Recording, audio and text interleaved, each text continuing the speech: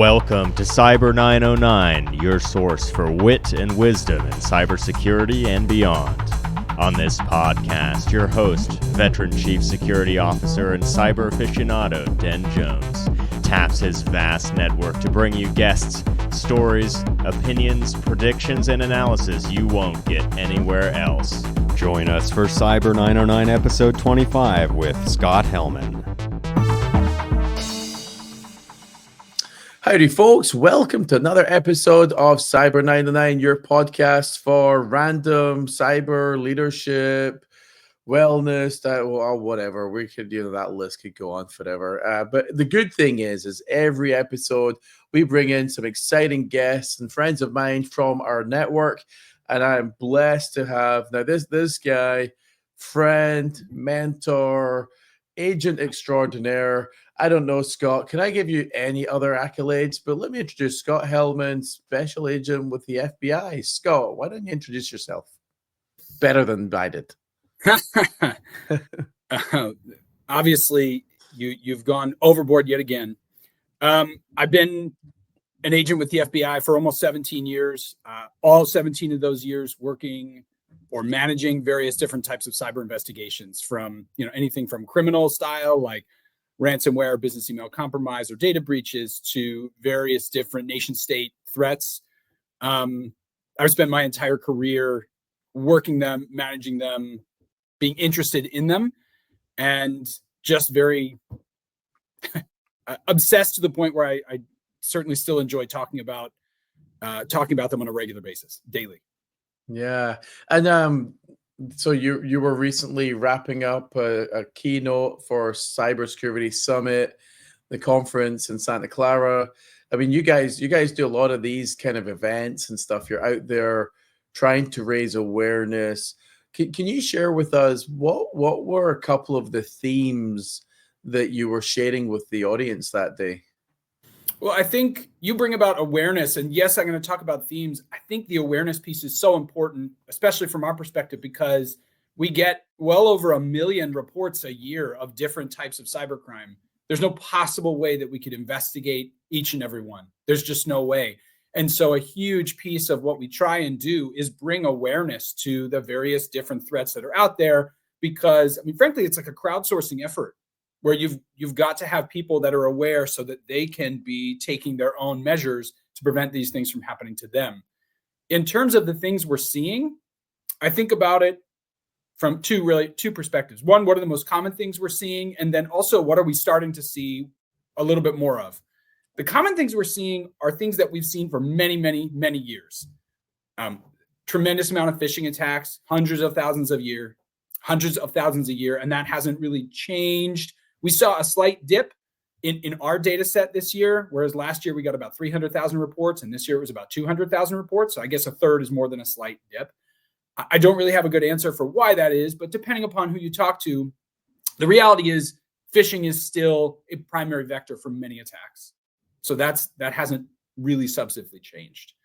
We see, if I'm looking broadly at cyber attacks like technical intrusions, along with different types of internet fraud, of the maybe $22 billion in financial damages that we saw in 2024, somewhere in that range, a good chunk of them come with some human-based element, some fear-based attack against people. So for example, if you look at the standard tech support fraud, it is, you get a pop-up, it says your computer's been infected with some sort of malware, click here or call this number, and you call the number and you are tricked into providing sensitive information, banking records, or transferring money, things like that.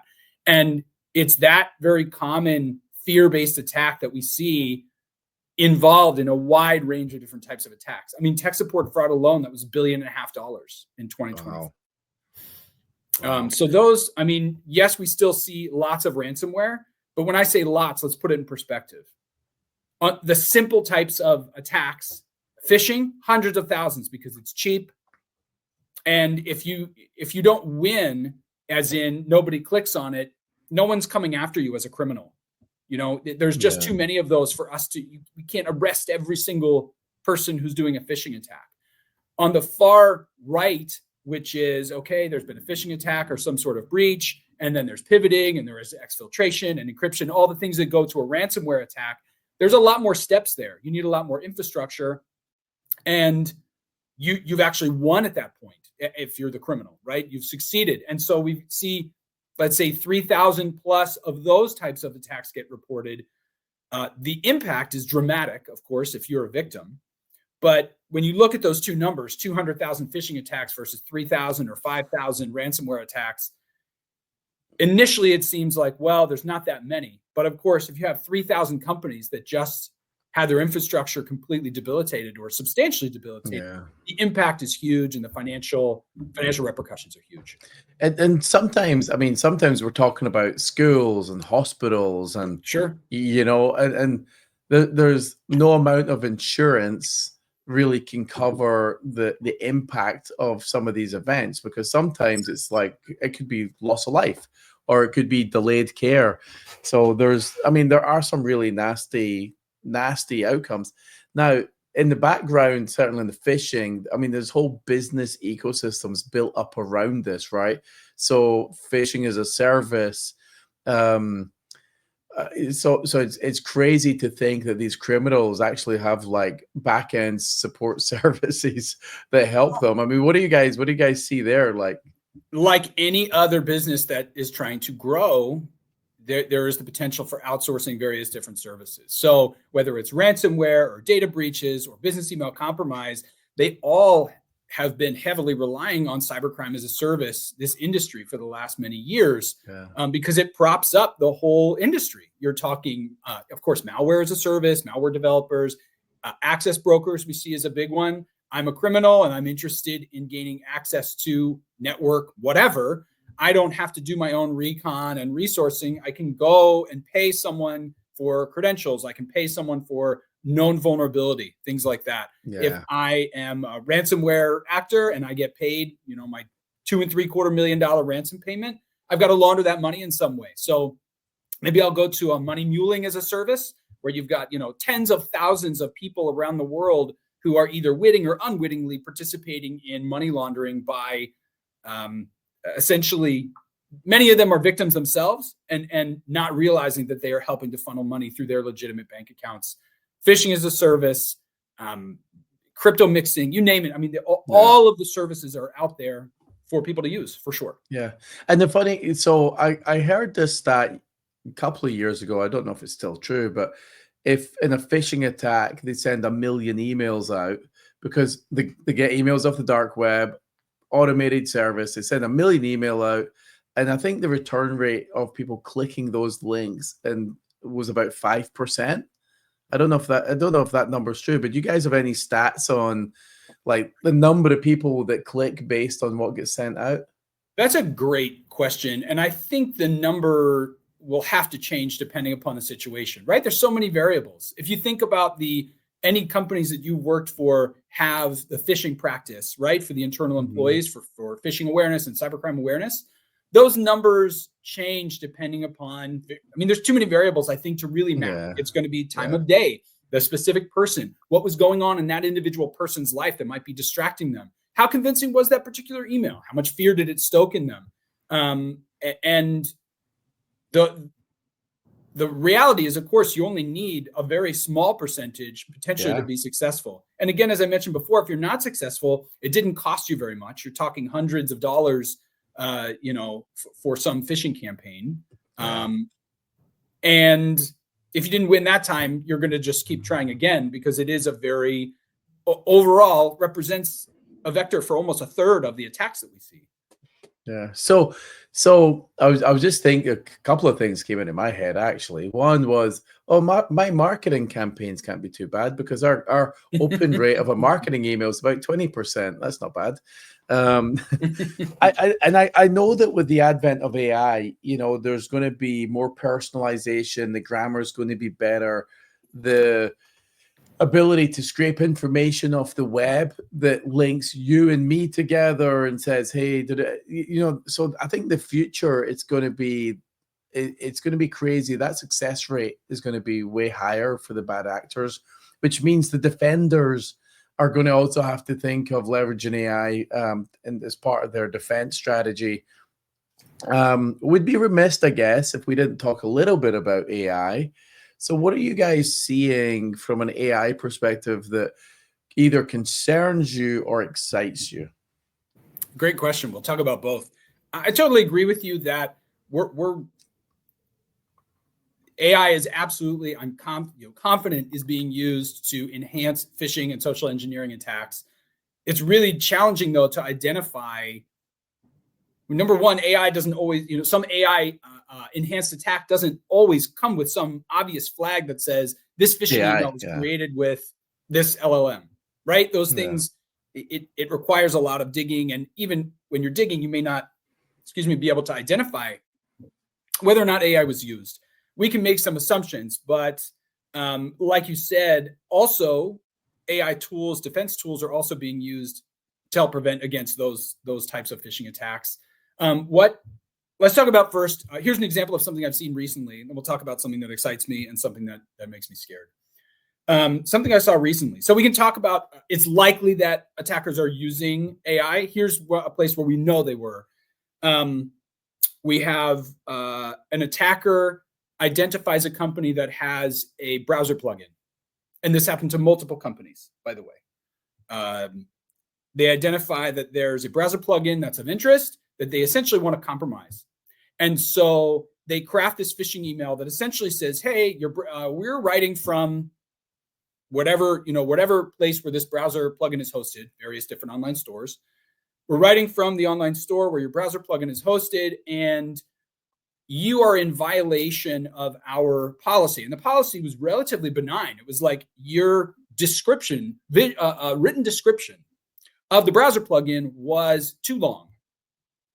And so you've got to reduce it down to X number of characters. And if you don't, your browser plugin is going to be pulled off of the store. So this goes, the phishing email, there's so many elements of this I think are interesting. So it's a relatively benign ask, but also creating this sense of fear that your product is no longer going to be accessible by your customers. So creating, some risk. And so the phishing email gets sent to a relatively generic support email at the particular victim company. So the support person receives this, and it's not something that they would typically deal with, and they don't really know what to do with it. But there's no action for them to take in this email other than I've got to find who the right person is to send this to. So they send it to someone else.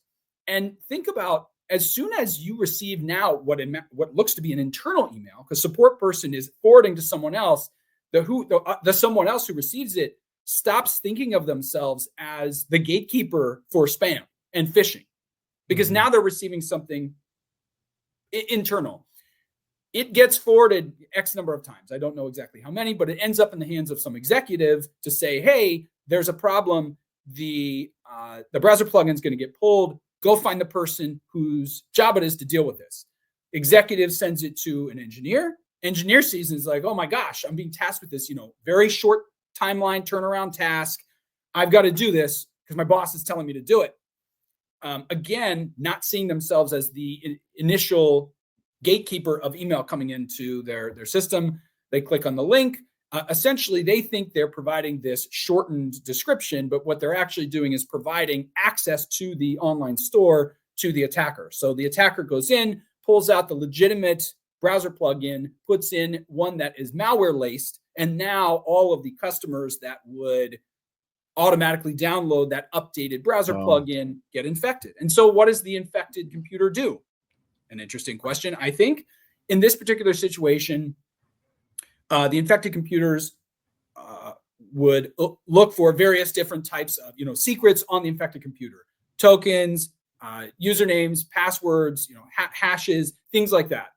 Scrape them all and pump them out to a command and control server. But also what's happening on the back end is a list of all the things that were stolen is sent out to an LLM to summarize the take, to summarize what was stolen and send that also to the attacker. So here you have a phishing campaign, which leads to a supply chain attack, which then uses AI to augment the attack and make it simpler for the attackers to understand what they stole. So that's not something we see every day, but that's what's here. That's what we're seeing. And I think we're going to see more and more and more AI touch attacks in various different ways, whether it's developing malware or whether it's just an enhancement tool like we all use for our day-to-day operations. Yeah, and do you know what's interesting? Because the signs of a scam is evident at the very beginning and all the way through the chain. There's a sense of urgency, and there's a click, and there's a sense of urgency. It was unexpected, and there's a click a link. Like those three things, when they come together, generally speaking, you're like, wait a minute, let's pause. And then the advice we always give people is don't click the link, go to the official website of the place, and then log in officially and see if there's any notifications there, or contact their support directly via the official site. But the CEO or some exec shooting that email down only heightens the sense of urgency and the level of stress. That's right. Well, there's two things that come on the back of that, which is with a sense of urgency and stress, your brain stops thinking nearly as logically. It's a call to action now, the call to action right now. It's not call to action, think it through, come up with a game plan. Oftentimes it's, I'm being told to do this. Your brain is put under stress and then stops thinking very logically and goes straight to action.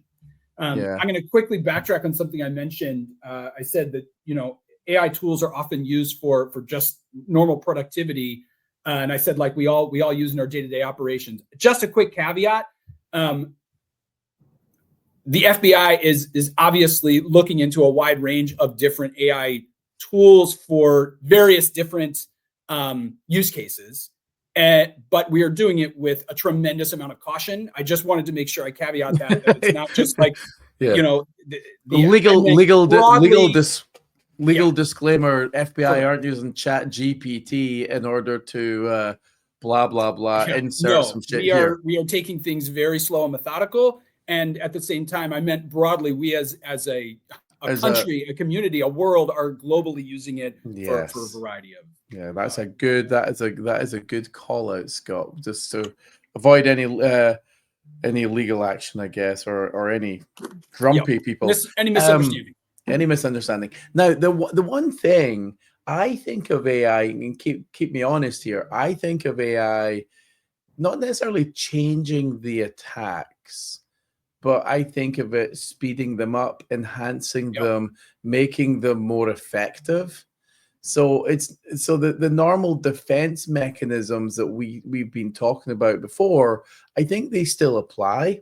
Absolutely. I think in order for us to keep up, we're going to want to leverage AI in our technologies in order to speed up and trying to, because it's a cat and mouse game, really, right? I mean, am I reading that right? You absolutely are. We're talking about scale and speed and automation are really a lot of the things that AI brings to the table currently. On the phishing and social engineering side, the only real new things are deepfakes. Right? I mean, anybody, if you took your time or found someone to correct your grammar in emails, you could have done that prior. Now it's just way easier and faster. And I agree with you that thinking about what AI tools are out there to help combat fundamentally what you're talking about, like just look at phishing. You said all of a sudden now we don't have the bad spelling and grammar. Those are things that sort of pull your brain out of, to take a theater term, it's like breaking the fourth wall. You're sitting there reading an email and you get sucked into it and believe it's reality right until you see some weird spelling and you're like, that's not something a professional company would do. And it sort of breaks that fog.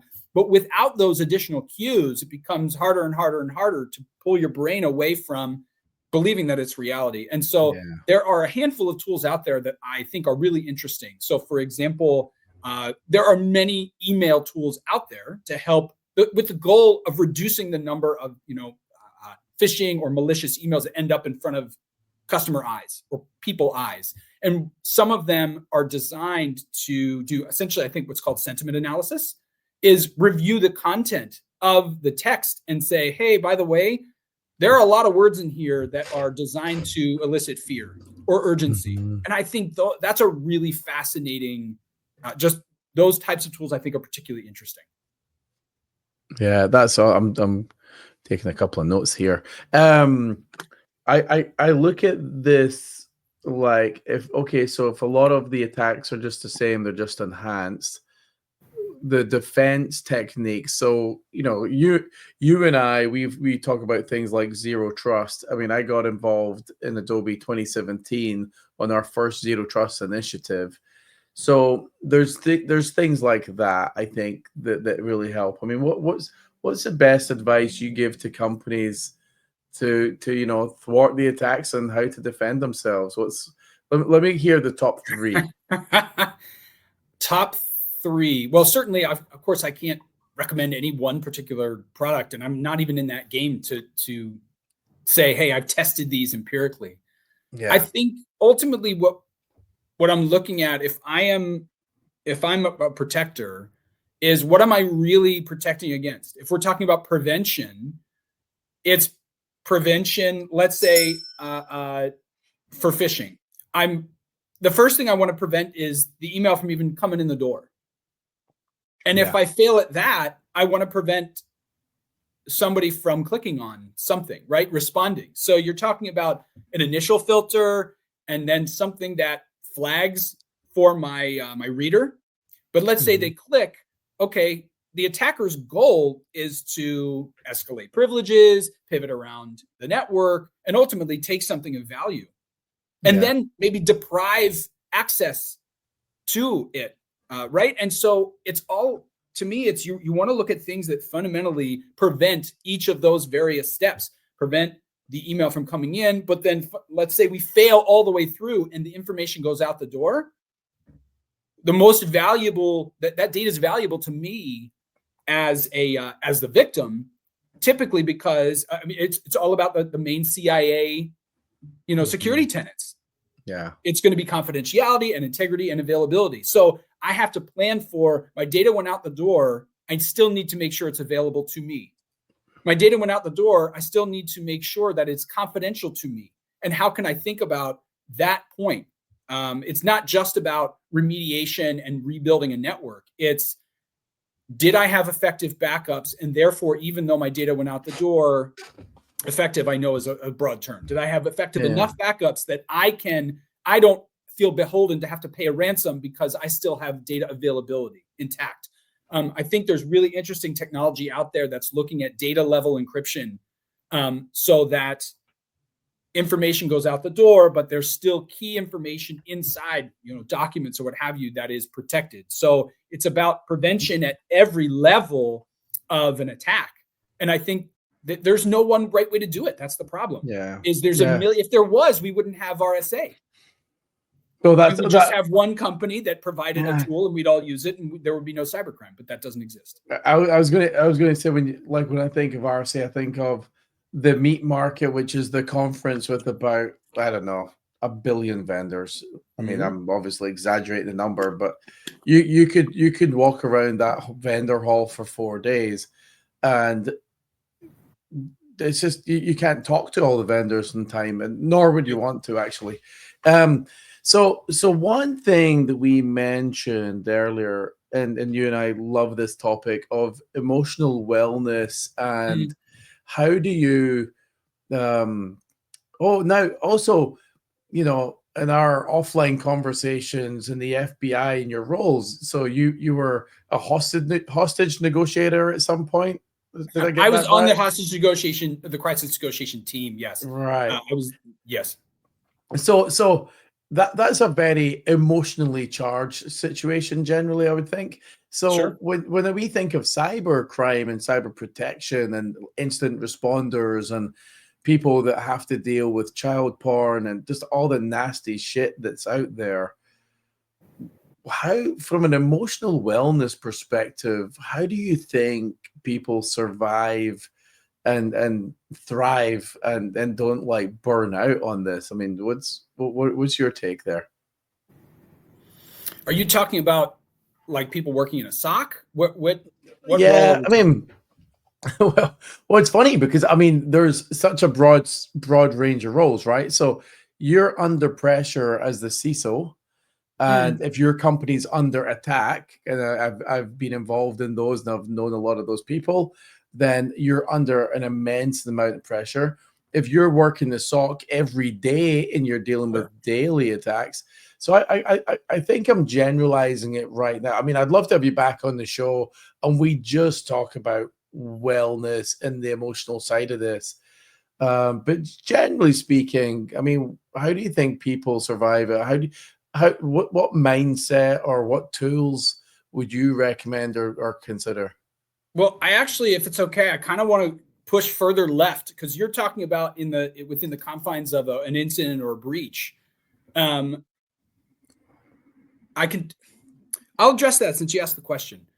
One of the things that's a very common role for us to play is company gets breached and there's a massive ransomware attack and they call us. And the reality is that if we could just come in and provide all of the tools to fix a situation, like a decryption key and what have you, then ransomware wouldn't be a thing. If it was that easy to defeat, it wouldn't be a business, right? Yeah. Illegal, but it wouldn't be a business.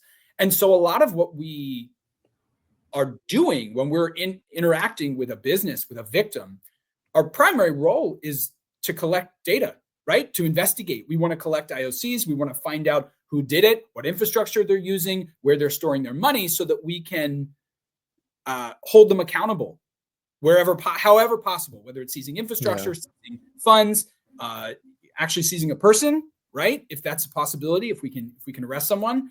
But while we're doing that, in order to get access to that data, we're just sitting and listening to the CISO. I mean, we're an ear because we understand they are in the middle of hair on fire emergency, and it's really hard for them to have someone on the outside understand what they're going through. But we've seen it so many times, and so as it's not necessarily we're not providing a very functional logistical service there, but I remember listening to a speech given by a woman who was running the response at MGM when they got hit. And that's a big piece of what we offer is, yes, we're investigating, but we also are an ear because we understand what's going on.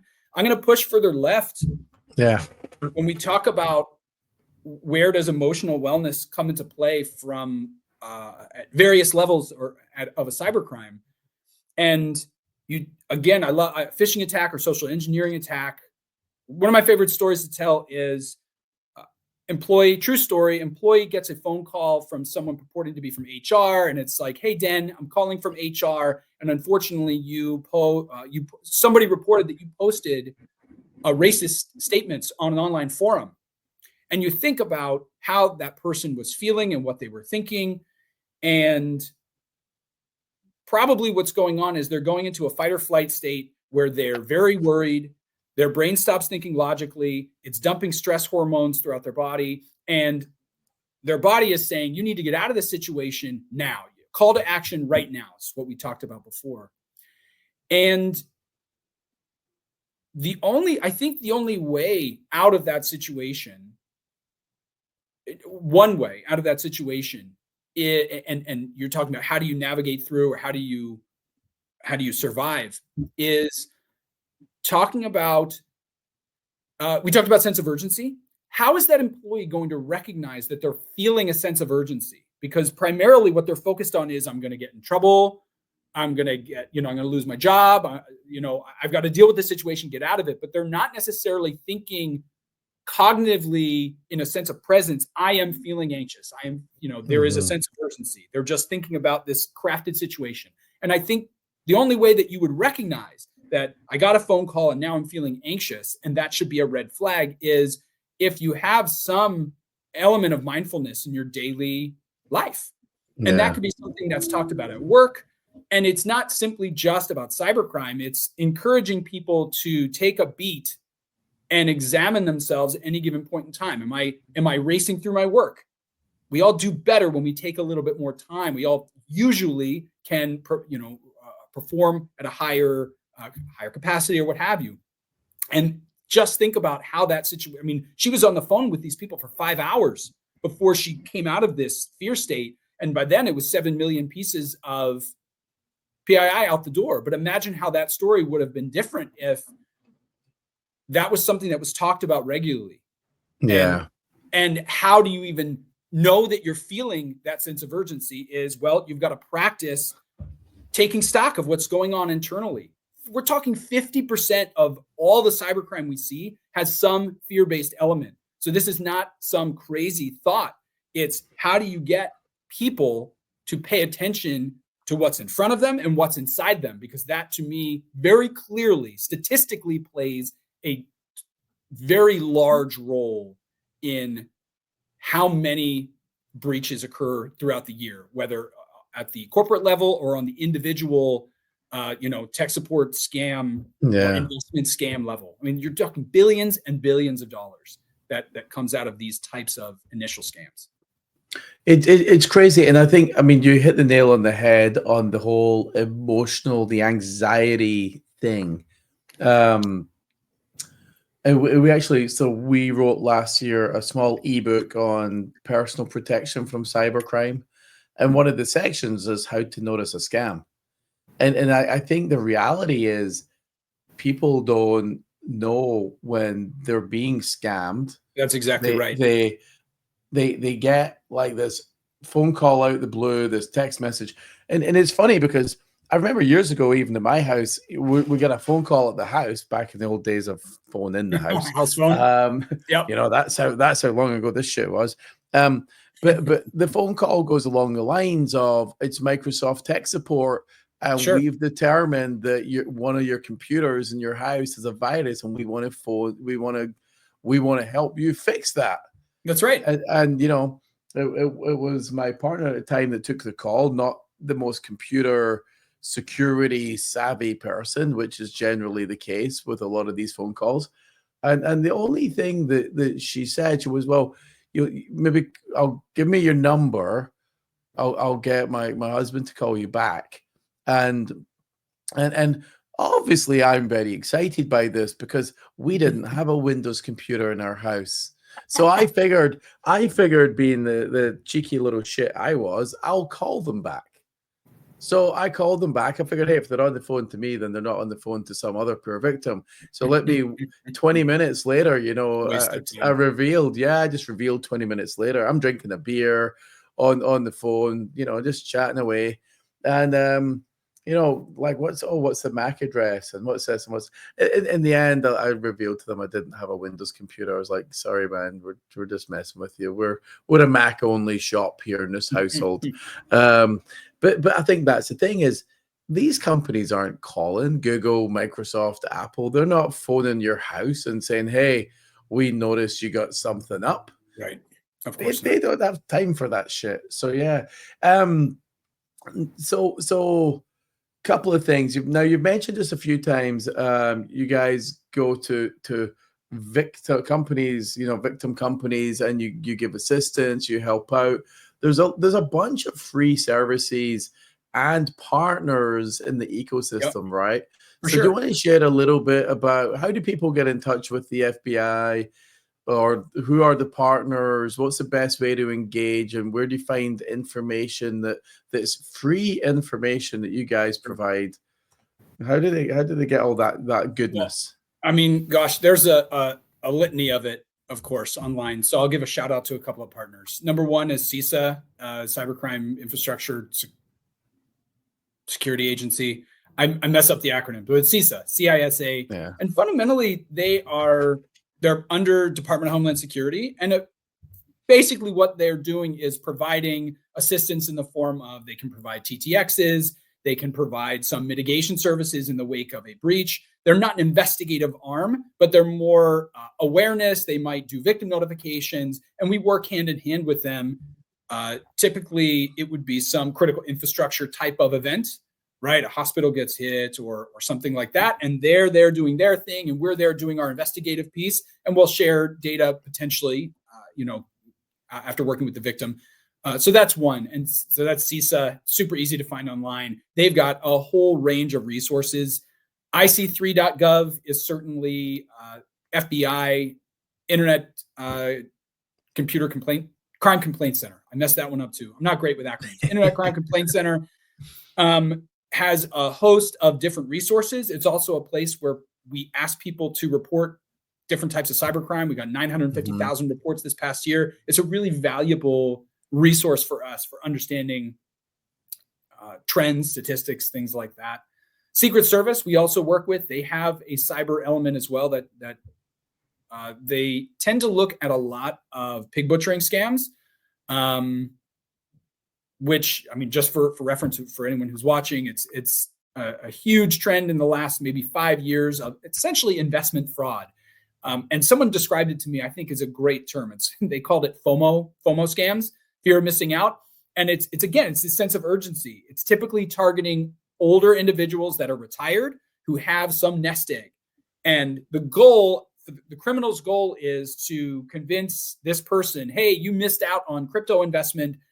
I will help you reinvest your life savings into this crypto scheme. And ultimately, I mean, that's a $6.5 billion industry just in 2024. So you're talking, that's a lot of money that people are losing to these types of scams.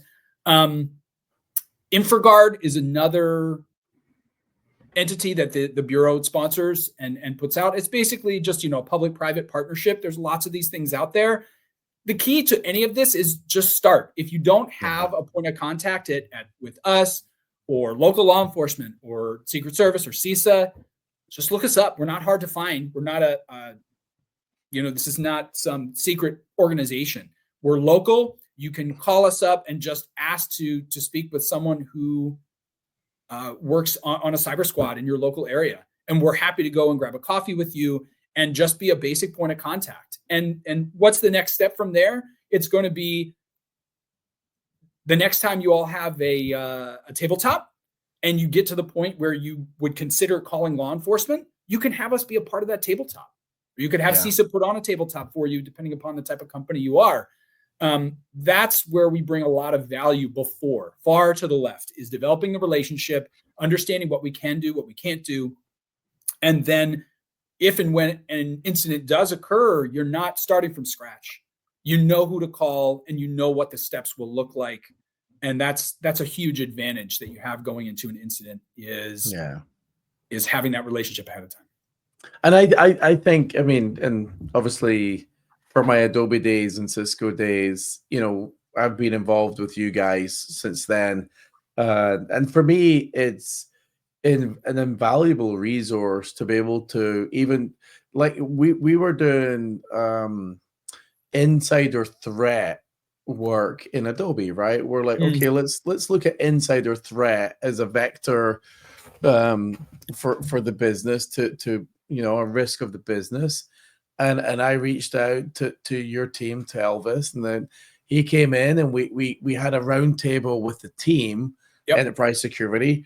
And basically he participated and he shared, hey, this is what we're seeing. This is what we know.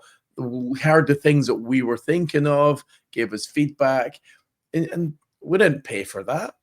But the reality is it was invaluable to have someone in there who's seen a lot of companies fall foul to insider shit. And we're like, oh, this is brilliant because he gave us ideas and advice and he gave us great feedback. And for me, I always think it's better to establish these relationships before the incident than during the incident. Because when 100%. Your hair's on fire, right? 100%. If we're going to talk about insider threat for a second, I'll throw one thing out there that I think I have found when talking to private sector companies. I always see them write this one down. And so it tells me that that's not something they were already doing, which is we oftentimes see when we say insider threat from a cyber perspective, oftentimes it's like the former insider that manages to make their way back into the network. So they get fired and somehow they're gaining access again.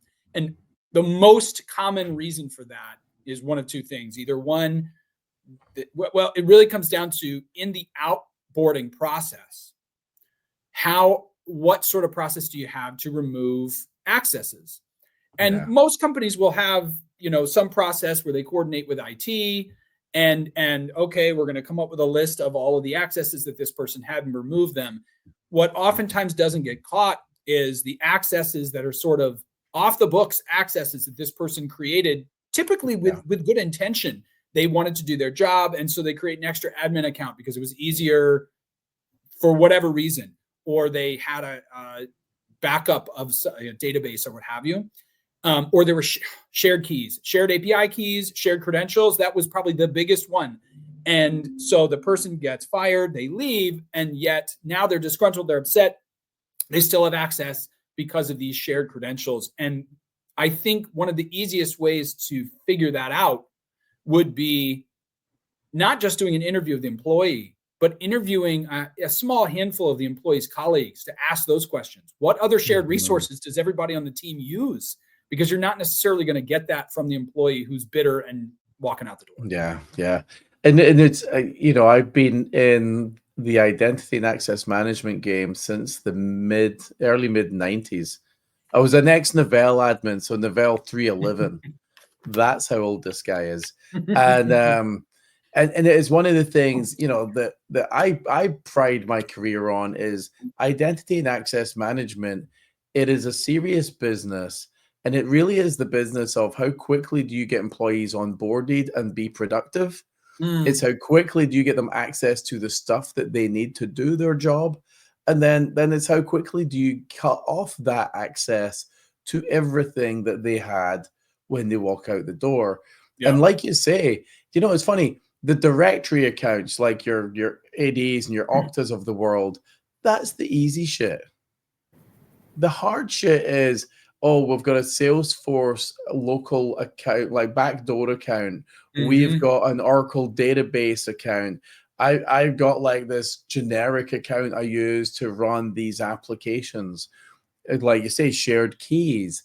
I've got an account to the password manager, the password vault, like shit like that. It doesn't get documented anywhere. Yeah, the managers need to know this stuff. Now, for us, again, when we were doing our zero trusty business, you can say, I've got the identity access management strategy, and layered to the side of it or on top of it, if you like, is that whole zero trust strategy. And for me, like, this is an end-to-end game that is a deal breaker because it has the ability, if you do it right, it has the ability to save your ass more than once. I mean, I've been involved with a couple of companies where, they've had exited employees. They're struggling to deal with, do they still have access? Just answer that question. That's it. So, Scott, hey, it's been great having you on. I think, well, you and I spoke about this beforehand, but we're going to sync up on an emotional wellness session from that perspective. So I think getting our brains around that in the future would be cool. You Absolutely, made me think, because I definitely do believe it plays such an enormous role in cybercrime, for sure. Yeah, well, that's so. I took the notes of like emotional wellness during cybercrime, and then the other thing is you guys have access to a lot of data. You're a big fan of data. I remember you saying that to me. So maybe that'll be another thing in the future. But I'm huge on the emotional wellness stuff. As you see, when I think of it, I think of all these different roles and functions in the security organization, and I believe they all have different levels of emotional impact in the roles, and different roles have different levels of impact. But then you mentioned about cybercrime as the recipient, then there's the whole emotional piece. So I'd love to, we can sync up offline and figure out like how we structure an episode just on that one. So, sir, really appreciate your service, what you guys are doing. I appreciate your time and coming on the show and sharing with everybody. Keep up the great work, and thank you very much. We'll have you back because this is always fun. Thank you. Thanks, everybody. Tim. Scott Hellman, super special agent. I mean, I could give you a promotion, right? Super special agent of the FBI. Thank you, man. Always a pleasure. Thanks, Dan. Appreciate it. Thanks for listening to Cyber909. Subscribe wherever you get your podcasts and don't miss an episode of your source for wit and wisdom in cybersecurity.